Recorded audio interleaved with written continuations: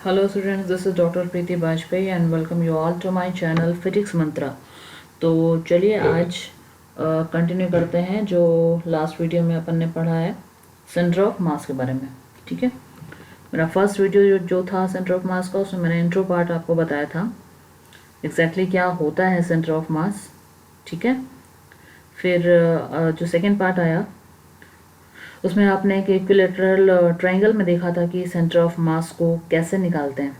जब अपन बात करते हैं सेंटर ऑफ मास को कैसे निकालते हैं तो इसका मतलब होता है कि आप उसकी पोजीशन को निकाल रहे हैं। ठीक है, आप उसकी पोजीशन को निकाल रहे हैं, यानी कि आप उसका जो पोजीशन वेक्टर होता है दैट इज़ कॉल्ड RCOM, वो निकाल रहे हैं। तो जब स्ट्रेट लाइन पे अगर आपको मासेस दिए हों तो आप डायरेक्ट डिस्टेंस निकाल लेंगे और उससे आपका सॉल्व हो जाएगा। ठीक है, लेकिन अगर 2D और 3D डायग्राम दिया गया हो उस केस में पहला स्टेप है आपको फाइंड आउट करना है क्या, ओरिजिन। तो फाइंड आउट करना इन द सेंस आपको डिसाइड करना होगा कि ये जो तीन या चार जो भी मासेस दिए गए इन मासेस में से कौन से मास को मैं क्या मानूं, ओरिजिन। किसी एक मास को आप ओरिजिन मान लेंगे और उस मास का जो कोऑर्डिनेट हो जाएगा वो तो 0 0 हो जाएगा। फिर बाकी के जो मास हैं उनके कोऑर्डिनेट्स को आप निकालेंगे with the help of origin, यानी कि ओरिजिन के हिसाब से कैसे कैसे किस तरफ चले, यानी कि कौन से मास तक पहुंचने के लिए आपको कितना x चलना पड़ा, कितना y चलना पड़ा, उस हिसाब से आप कोऑर्डिनेट्स निकाल लेंगे और वही कोऑर्डिनेट आपकी मदद कर देंगे RCOM निकालने के लिए, क्योंकि जो RCOM उस केस में निकलेगा उसका मतलब है आपको x कोऑर्डिनेट निकालना है COM का और y कोऑर्डिनेट निकालना है। ठीक है, x कोऑर्डिनेट निकालना है और y कोऑर्डिनेट निकालना है। तो जब आप x कोऑर्डिनेट निकालेंगे तो उसमें सारे मासेस के जो x वाले कोऑर्डिनेट हैं वो पार्टिसिपेट करेंगे, और जब y निकालेंगे पार्ट आप, तब उसमें सारे y कोऑर्डिनेट जो हैं वो काम करेंगे। तो आप लास्ट वीडियो में जाके देख लीजिए मैंने कैसे निकाला हुआ है। जो भी 2D पिक्चर्स वगैरह दी गई होंगी आपको, 2D डायग्राम्स वगैरह जो दिए गए होंगे, वैसे अगर कुछ क्वेश्चन आ जाते हैं तो आपको वही ट्रिक अपनानी होगी। ठीक है, चलिए देखते हैं एक और। ये देखिए एक क्यूबॉइड है आपके पास में। ठीक है, इसकी जो एजेस हैं वो सारी A हैं और मास डिस्ट्रीब्यूटेड कैसे है वो ये देख लीजिए। मास जो डिस्ट्रीब्यूटेड है वो ऐसा कुछ है कि जो पीछे वाला जो इसका जो स्क्वायर था, है ना, जो पीछे वाला स्क्वायर था, अगर एक रूम को आप इमेजिन करो तो थोड़ा अच्छे से समझ में आएगा। ये जो डायग्राम है वो जो पीछे वाला जो आपका स्क्वायर था उसमें जो मासेस दिए गए हैं चारों कोने पे वो दिए गए M M M और M। ठीक है, फिर आप जब जो Z एक्सिस है उस पर आप A चल के आ जाते हो, जब A वाले डिस्टेंस चल के आ जाते हो तब आपको जो दूसरी दीवार मिली, यानी कि जो बाहर वाला जो क्यूब जो आपको क्यूब मिल रहा है उस पर जो मास आपको डिस्ट्रीब्यूट किए गए वो ऐसा है कि 2M 2M 2M और 2M। ठीक है, तो चलो देखते हैं किया क्या एग्जैक्टली। एक्चुअली मुझे सिर्फ ये क्यूबॉइड जो है वो दिया गया था। मैंने क्या किया, उसका जो एक ये वाला मास था, किसी को भी आप मान सकते हो, ऐसा नहीं कि इस वाले को ही मान सकते हैं, किसी वाले को भी, कोई से भी मास को आप ओरिजिन मान सकते हो। लेकिन अगर ओरिजिन किसी ऐसे मास को मानते हैं जहाँ से मैक्स टू मैक्स जितने मासेस हैं वो आपके प्लस डायरेक्शन में आ रहे हैं, तो थोड़ा कैलकुलेशन में सही रहता है। इसके लिए आप प्रेफरेंस दो कि कोई ऐसे मास को, कोई ऐसे पॉइंट पे ओरिजिन मानो जहाँ से जब आगे बढ़ें तो ज़्यादा से ज़्यादा जो मासेस हैं आपके सारे पॉजिटिव डायरेक्शन में ही आ जाए। ठीक है, तो देखिए यहाँ पे मैंने इसको, ये जो ये वाला मास था येलो कलर से डिनोट है M लिखा हुआ है, यहाँ पे मैंने ये इसको मान लिया 0 0। तो इसका मतलब कुछ ऐसा हो गया कि ये वाला जो पॉइंट है आपका ये बन गया आपका 0 0। अब आप ध्यान कीजिए, मैंने अभी क्या बताया, मैंने आपको बोला है किसी एक पॉइंट को आप ओरिजिन मान लेंगे, फिर सारे दूसरे पॉइंट्स की कोऑर्डिनेट्स आप निकाल लेंगे x और y। ठीक है, तो देखो आप देखो, ये मुझे बताओ, ये वाले जब mm जिसमें mm दिया गया वो स्क्वायर की बात कर रही हूँ मैं, ये मैं A डिस्टेंस चल के आ गई इधर पे, तो इस वाले M तक पहुंची, तो A जो चली वो किस पे चली, x पे चली ना, यानी कि इसका x कोऑर्डिनेट हो गया A और y क्या हो गया 0। इस वाले M पे आ जाओ, ऊपर वाले पे, यहाँ तक पहुँचने के लिए आपको ये x पे a चलना पड़ा, फिर आप y की तरफ भी a चले, तब आप पहुँचे m पे। तो इसका कोऑर्डिनेट हो गया a और a। ठीक है, इधर आ जाओ। इधर पहुँचने के लिए कैसे चले आप? इधर पहुँचने के लिए आप चले, अगर ओरिजिन से सीधा सीधा आप चल दो y पे a डिस्टेंस तो पहुँच जाओगे, y पे a डिस्टेंस तो पहुँच जाओगे। ठीक है, यानी कि इस वाले पॉइंट पे a आपका x आपका 0 है, तो इसका कोऑर्डिनेट बन जाएगा 0, a बन जाएगा, कोई दिक्कत नहीं ना। 0, a ये हो गया इसका। ठीक है, अब बाहर वाले स्क्वायर पे आ जाओ। ये वाला जो 2m लिखा है, ये वाला जो 2m लिखा है, इसका क्या, इस तक आप कैसे पहुंचोगे? इस तक आप कैसे पहुंचोगे? तो देखो, इस वाले पे x का तो कुछ लेना देना है नहीं, इस वाले पे x का तो कुछ लेना देना है नहीं। तो आप इसमें क्या करोगे कि आप यहाँ m से, यहाँ से अगर 0 से शुरू करते हो, या आप ऐसा एक काम कर लो, इस वाले m से आप ये वाले 2m तक आओ, ये वाले 2m तक आओ और फिर ऊपर चल दो तो भी पहुँच जाओगे। और या आप ऐसा करो, यहाँ जो इजी जो पड़ेगा वो ये पड़ेगा कि आप यहाँ से जो पोजीशन है आपकी 0, 0, यहाँ से आप ऊपर चलो y डायरेक्शन में y डायरेक्शन में a तक चलो और फिर पॉजिटिव z डायरेक्शन में आ जाओ। पॉजिटिव z डायरेक्शन में कितना आ गए? a, तो बन जाएगा। ठीक है, यानी कि इसका बन गया आपका, आप x पे तो चले नहीं, कि कहाँ चले आप? y पे चले, तो यानी x इसका हो गया 0, x हो गया 0, y पे चले ना, y पे, तो y पे कितना चले? y पे आप चले कितना? a, तो a हो गया। और z पे कितना चले? a, तो a हो गया। 0, a, ये बन गया इसका। ठीक है,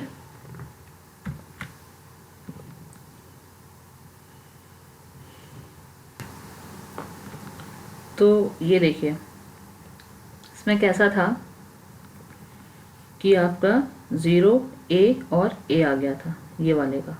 ठीक है, क्योंकि ये x पे चला नहीं है, y पे चला है और फिर z पे चला है, तो a और a, y और z पे a है आपका। फिर आप ये वाले 2m पे आ जाइए।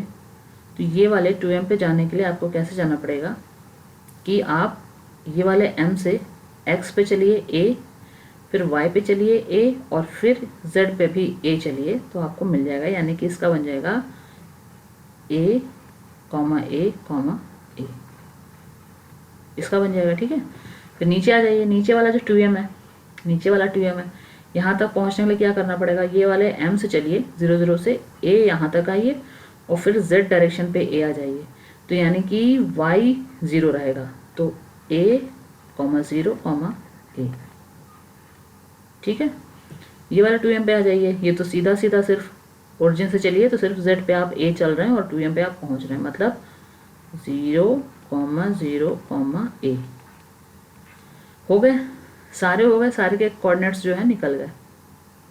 अब कोऑर्डिनेट्स निकल गए तो अब तो अच्छा, एक चीज़ और, जो आपने पीछे वाला स्क्वायर था उसके जब कोऑर्डिनेट्स निकाले थे, तो बिकॉज वो आपका 2D में आराम से दे रहा था, आपको एक्स वाई प्लेन में तो आपको एक्स और वाई के कोऑर्डिनेट्स लिख के हो गया था, लेकिन क्योंकि पूरा डायग्राम जो है वो आपका जेड डायरेक्शन भी उसमें आ रही है, तो आपको इनके जो जेड हैं वो भी दिखाने पड़ेंगे। तो दिखाने पड़ेंगे इन द सेंस कि उन पे जो जेड का है वो कोई पार्टिसिपेशन है ही नहीं। तो जब जेड ने पार्टिसिपेट ही नहीं किया है तो आप सिंपली उसको क्या कर दीजिए? 0। जहाँ जहाँ जेड नहीं है वहाँ पे 0 कर दीजिए। तो ये आपका हो जाएगा, ये हो जाएगा आपका 0। हाँ, इसमें तो लिखा हुआ है, मैंने लिखा, ये देखो यहाँ पे नहीं लिखा है, तो इसको आप 0 कर दीजिए, ये हो जाएगा आपका 0। ठीक है, और ये तो ओरिजिन था तो ये तो ठीक है, 0, 0, 0 लिख लो, आप कोई दिक्कत नहीं है। सो ये हुआ। तो चलो सॉल्व करते हैं। अब आपको निकालना है RCOM। पहली बात तो ये जान लो कि RCOM की जो वैल्यू आएगी वो आएगी आपकी XCOM, YCOM, ZCOM, ये आएगी। तो कुल मिला के आपको एक बारी x निकालना है, y निकालना है, z निकालना है, उसको यहाँ पे रख देना है। ठीक है, x COM जब आप निकालोगे आप, तो सारे मासेस के जो कोऑर्डिनेट्स आपको दिए गए उन सारे के जो क्या हैं, जो x कोऑर्डिनेट हैं, उनको आप यहाँ पे रख लोगे। किस में रख लोगे? वो जो फॉर्मूला हमने पढ़ा है RCOM equal to M1R1 plus M2R2 plus M3R3 plus and so on divide by M1 plus M2 plus M3, जितने भी मासेस दिए गए उनके लिए। तो x COM निकालोगे आप, तो चलो M1 पे M1 पे आते हैं। तो M1 मान लो यहाँ से अपन शुरू कर रहे हैं, ये जो 4 M दिए गए, फिर जो 2M दिए गए हैं, इनके सब के लिए करेंगे। ठीक है, तो पहला M इंटू 0 हो जाएगा x, फिर किसके साथ x दिया गया उन सारों को यहाँ रख लो आप। m के साथ में x दिया है m इंटू a कर लो, प्लस ऊपर चढ़ो, यहाँ पे m इंटू a है, कर लो, m के साथ a दिया गया था, लिख लिया। इधर आए, m के साथ 0 है, छोड़ दो, ये वाले, फिर आपका ये वाला, तो 4m के लिए हो गया। 4m में से इस वाले m के साथ x 0 था, छोड़ दिया था आपने, इसके साथ m a था, लिख लिया, ये m a था, लिख लिया, इसके साथ फिर से m के साथ 0 है, छोड़ दिया, ये पीछे वाला पार्ट हो गया। अब आगे वाले स्क्वायर पे आ जाओ जिसपे 2m रखा हुआ है। इधर देखो, कोई भी 2m मान लो यहाँ से ले लो, इस 2m के साथ x क्या है 0, छोड़ दो, इस 2m के साथ x क्या है a, तो इसको लिख लो, plus 2m into a, plus ये वाला 2m हो गया। अब नीचे आ जाओ, ये वाले 2m के साथ a लिखा हुआ है, लिख लो 2m a, प्लस ये वाले 2m के साथ a क्या है 0 है, तो छोड़ दो, डिवाइड बाय सारे m को। अब ये याद रखना कि अगर आपने जो ऊपर जहाँ पे आपने M1 R1 जो किया हुआ है, इन केस R1 क्या है आपका 0, तो आपने छोड़ दिया, ऊपर नहीं लिखा आपने, वो 0 हो गई वैल्यू, इसलिए नहीं लिखा आपने। लेकिन नीचे जब आप डिवाइड करोगे, उसमें जो M1 M2 R2 sorry M1 M2 M3 लिखोगे, उसमें जितने मासेस दिए हैं सबको लिखना है आपको। ठीक है, वो 0 डिस्टेंस पे है, वो ओरिजिन पे है, डजेंट मैटर, आपको मास की वैल्यू रखनी है, वहाँ पर डिस्टेंस से मतलब नहीं है। इसके लिए ये ध्यान रखना कि ऊपर जो मास लिखने छोड़ दिए हैं आपने, वो नीचे मत छोड़ देना, नीचे सारे मासेस आएंगे। ठीक है, तो सारे मासेस जोड़ लो, 4 तो ये सिंगल m थे और 4 थे आपके 2m, तो 4m ये हो गए, और 2 चुको 8 और 4 12m आपके ये हो गए 12m। ठीक है, ये हो गया, देखो 2 to 4 to 6 to 8 9 10 11 12, ठीक है 12m हो गए। इक्वल टू सॉल्व कर लो, कितना हो गया, 2m है तो ये हो गया 2 2 4 और 2 6, 6m है, डिवाइड बाय 12m, m से m कैंसिल, 6 2 12 a/2। ये तो आ गया x कोऑर्डिनेट किसका, RCOM का। अब y कोऑर्डिनेट निकाल लो, y कोऑर्डिनेट निकालो, जैसे x की वैल्यू रखी थी वैसे सारे के सारे y रख दो आप।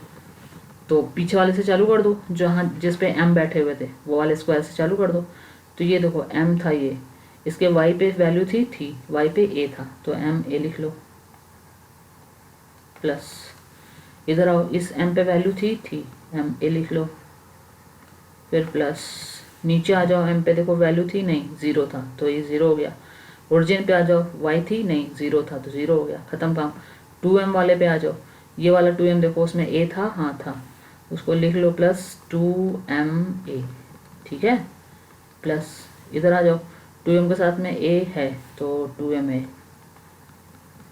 नीचे आ जाओ, 2m के साथ y है 0 है, नहीं है, छोड़ दो, इधर आ जाओ, y है नहीं है 0 है, छोड़ दो, तो डिवाइड बाय सबको जोड़ दो, कितना 12m ही आना है ना टोटल, तो सबको, मतलब ये याद रखना कि नीचे जो आप डिवाइड के बाद जो नीचे आप लिखोगे, उसमें जितना टोटल मास है बॉडी का, टोटल मास लिखना है, मतलब एक भी उसमें m आपका छूटना नहीं चाहिए, कितनी भी डिस्टेंस पे हो, वो ओरिजिन पे रखा है या ओरिजिन पे नहीं रखा है, डजेंट मैटर, सारे m आपको काउंट करके लिखने। तो ऊपर 12m आ रहा था तो इसमें भी 12m जो है वो आएगा। ठीक है, सॉल्व कर लो आप, 2 2 4 2 6, इसमें भी सेम आ गया, डिवाइड बाय 12m, m से m कैंसिल, 6 2 12 a/2। ठीक है, y कोऑर्डिनेट भी आपका आ गया कैसा, a/2। अब आपको निकालना है z कोऑर्डिनेट, तो z कोऑर्डिनेट निकाल लीजिए, कैसे निकालेंगे, x y z, equal to, देख लो जहाँ जहाँ पे z कोऑर्डिनेट की वैल्यू दी गई वो मासेस आप ऊपर रख लो। इसमें देखो z है नहीं है, इसमें z है नहीं है, इसमें z नहीं, इसमें, यानी कि पीछे वाला जो पोर्शन था जिस पे mm रखे थे उस पर तो z आ ही नहीं रही थी। क्यों? क्योंकि वो तो सिर्फ x और y पे ही चल के पूरा काम उसका हो गया था। z की बात तो तब आती है जब अपन आगे वाले पोर्शन पे आते हैं जहाँ पे 2m रखे हुए हैं, जिस पे उस पे जब आते हैं तब z की बात उठती है। ठीक है, तो पीछे वाला तो चलेगा 4m, उस पर तो z है नहीं तो वो छोड़ दो। इस पे आप आ जाओ, जब इस पे आप आते हो ये वाले 2m पे, तो इस पे z की वैल्यू है a, क्योंकि ये आपको 2m कैसे मिला था? ओरिजिन से आप ऐसे चले थे, ओरिजिन से आप पूरा यहाँ तक गए थे m तक, ये पूरा a था आपका, फिर आप z की तरफ आ गए थे, a चल दिए थे तो आपको ये मिल गया था। यानी कि y और z की वैल्यू यहाँ पे a थी, तो यानी कि z की वैल्यू इसमें दी गई है तो 2m a हो जाएगी। फिर आप इधर आ जाइए, इधर पे भी आपकी वैल्यू है a की z पे, तो 2m है। ठीक, फिर नीचे आए, यहाँ पे भी 2m a आपको मिल रही है। ठीक, फिर इस पे भी आपको 2m a मिल रही है, यानी कि इस पूरे पोर्शन के जो चारों जो 2m आपको मिले हैं, जो रखे हैं आपके, ये आपको तभी मिलेंगे जब आपको z पे आप a वैल्यू चलोगे तभी मिलेंगे। ठीक है, तो चारों के साथ एक a आ रहा है, तो यानी कि we can write it like 2m into a plus 2m into a plus 2m into a plus 2m into a divide by total mass आपने पीछे देखा 12m था, लिख लो, डिवाइड बाय कितने हो गए 8ma divide by 12m, m to m cancel, 2 4 ज़ा 8, 2 6 ज़ा 12 और 2 2 ज़ा 4, 2 3 ज़ा 6, 2a/3। तो आपका जो RCOM आ गया टोटल, वो आ गया आपका क्या, वैल्यू रख दो, x COM की कितनी वैल्यू थी a/2, y की कितनी थी a/2 और z की हो गई 2a/3। ये हो गया आपका आंसर। ये आपका आ गया जो पूरा क्यूबॉइड बताया था, उसका जो पोजीशन वेक्टर था वो आ गया RCOM का, यानी कि सेंटर ऑफ मास उसका यहाँ पे होगा। कहाँ पे होगा? x एक्सिस पे आप a/2 चलो, y पे a/2 चलो और फिर z पे 2a/3 चलो, तब आपको मिल जाएगा। ठीक है, चलो ये तो सिंपल दिया गया, जैसे जो निकालना है वही, कि पूरा एक सरफेस मतलब एक क्यूब दिया गया है आपको, a आपको इसकी एज दी गई है। ठीक है, मास का डिस्ट्रीब्यूशन कुछ ऐसे है, तो आराम से जैसे मैंने ऊपर, अभी तो आप क्यूबॉइड कर चुके हो तो क्यूब तो आप बहुत आराम से कर लोगे। क्या करना है? पहला पॉइंट, किसी एक को ओरिजिन मान लो, सपोज ये 4m की जगह हमने ओरिजिन मान लिया। ठीक है, तो इसके कोऑर्डिनेट x और y क्या हो जाएंगे 0 और 0। फिर ये जो 3m है इसका कोऑर्डिनेट निकाल लो। कैसे निकालोगे? x पे कितना चला a, तो x कोऑर्डिनेट a हो जाएगा, y पे नहीं चला तो y कोऑर्डिनेट 0 हो जाएगा। अच्छा, z की तो यहाँ बात ही नहीं है क्योंकि x और y में काम हो जा रहा है। ठीक है, फिर ये वाले 2m तक आप ऊपर आओ। ये कैसे मिलेगा आपको? ये ऐसे मिलेगा कि आप x पे a चले और y पे a चले, तब जाके ये मिला, यानी कि इसके दो कोऑर्डिनेट हो जाएंगे a, फिर आप इधर आ जाइए m पे। ये कैसे मिला? ये तो आप ओरिजिन से डायरेक्ट वर्टिकल चल दीजिए y डायरेक्शन पे a, तभी मिल जाएगा, यानी कि इसके लिए x क्या हो जाएगा 0, तो 0, a इसका कोऑर्डिनेट बन जाएगा। चारों के कोऑर्डिनेट्स पता चल गए। अब आप XCM मतलब XCOM और YCOM निकाल लो, वैल्यू रख दो, आपका RCOM की वैल्यू आ जाएगी। ठीक, अच्छा एक चीज़ इंपॉर्टेंट, जो कुछ चीज़ें हैं ऑब्जेक्टिव क्वेश्चन से आ जाते हैं, वो देख लो। अगर मान लो आपको दो मासेस दिए गए हैं M1 M2 एक ही लाइन पे हैं ऐसे हैं। ठीक है, और इनके बीच की जो डिस्टेंस है दैट इज d। फिर अगर ये पूछा जाए आपसे कि फाइंड आउट जो आपका RCOM जो है आपका सेंटर ऑफ मास, तो find out centre of mass with respect to M1, find out centre of mass with respect to M1। जब M1 के रिस्पेक्ट में निकालना हो तो वैल्यू आ जाएगी M2 into D divided by M1 plus M2। ठीक है, M2 D divide by M1 plus M2। समझ आई बात? अच्छा, वैसे ये निकला कहाँ से, ये मैंने बोल दिया कि ये याद कर लो, इम्पोर्टेंट है। ये आया कहाँ से? मान लो अगर ऐसे था, मान लो कि ये जो बताया गया ऐसे ही था, तो चलो ये भूल जाओ, जो मैंने बताया ये भूल जाओ। अभी तक जो आपने एक फॉर्मूला पढ़ा है RCOM equal to M1 plus M2 divide by M1 plus M2, वही लगा के आप सॉल्व कर लिए। तो कैसे होगा, तो कुछ भी सॉल्व करने के लिए आपको सबसे पहले क्या मानना पड़ेगा? ओरिजिन। आपको ओरिजिन निकालना, बिकॉज डिस्टेंस तो आप वहीं से निकालेंगे ना। सपोज ये M1 जो है, जो M1 है, मान लो यहाँ पे ही आप ओरिजिन मान लीजिए। अगर आप ओरिजिन यहाँ पे मान लेते हैं, अब आप फॉर्मूला लगाओ COM के लिए। M1 इंटू R1 होता था, तो यहाँ तो M1 इंटू 0 हो जाएगा, प्लस M2 इंटू R2 होता था। M2 ओरिजिन से कितना डिस्टेंस पे है? D पे, डिवाइड बाय दोनों का सम कर देंगे, M1 प्लस M2, तो आ गया आपका M2D divide by M1 plus M2 हो गया। बस यही बता रही थी मैं। अब मैंने बोल दिया था कि M1 के रिस्पेक्ट में अगर आपको निकालना हो COM, तो जो मैंने ये बात बोली थी कि M1 के रिस्पेक्ट में, इसका मतलब ही था कि M1 को आपको मानना था ओरिजिन। ये बात है, जहाँ पे जो जो हिडन जो चीज़ आ रही वो ये आ रही कि जब आपको बोला जाए कि M1 के रिस्पेक्ट में आपको COM निकालना है, तो इट मीन्स कि आपको जो ओरिजिन मानना है वो आप M1 पे मानेंगे। In case I am asking कि आपको जो है मेरे को फाइंड आउट करो COM with respect to M2। जब मैं बोल रही हूँ विद रिस्पेक्ट टू M2, तो इसका मतलब हो गया M2 पे अब आप मानोगे क्या? ओरिजिन। ठीक है, सो ये है। तो ये एक फॉर्मूला है आपका, डायरेक्ट लर्न करना हो तो लर्न कर लो, अदरवाइज ऐसे तो आपको ध्यान ही रहेगा। ठीक है, दूसरी चीज़ जो है इम्पोर्टेंट वो क्या है? वो ये है, अगर आपको 2 पार्टिकल सिस्टम दिया है, जैसे ऊपर बताता है, जैसे मान लो अगर यहाँ पे कुछ है 2 पार्टिकल सिस्टम है,